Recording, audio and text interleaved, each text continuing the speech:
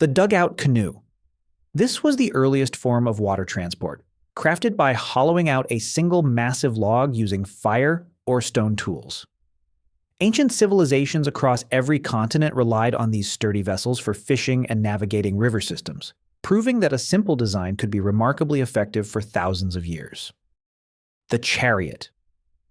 Originally appearing in Mesopotamia and later perfected by the Egyptians and Hittites, this two-wheeled vehicle changed the nature of both travel and warfare. It relied on the newfound speed of domesticated horses and a lightweight frame, allowing for a level of mobility that previous heavy carts simply couldn't match. The litter. Also known as a palanquin, this was a wheelless vehicle carried on the shoulders of people or animals by two long poles.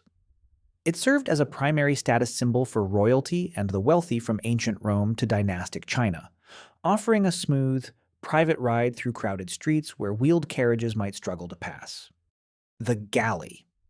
Dominating the Mediterranean for centuries, these long ships were propelled primarily by rows of oarsmen, rather than relying solely on the wind. While they often featured a large square sail, their true power lay in the human-driven rhythm that allowed for precise maneuvering and consistent speed during naval battles or coastal trading. The stagecoach. These enclosed wooden carriages were the backbone of long-distance travel before the arrival of the locomotive.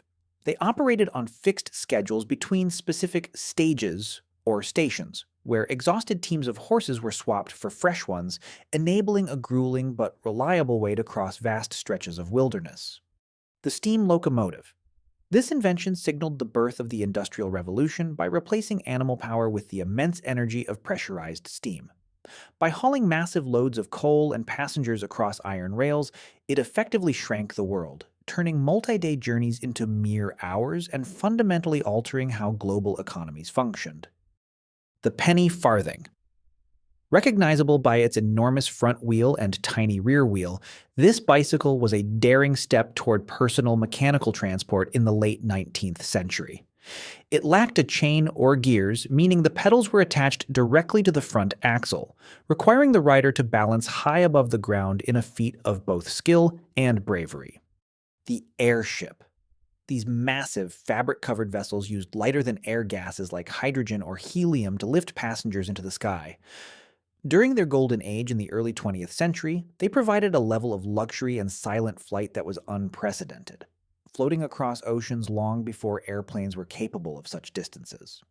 The ocean liner.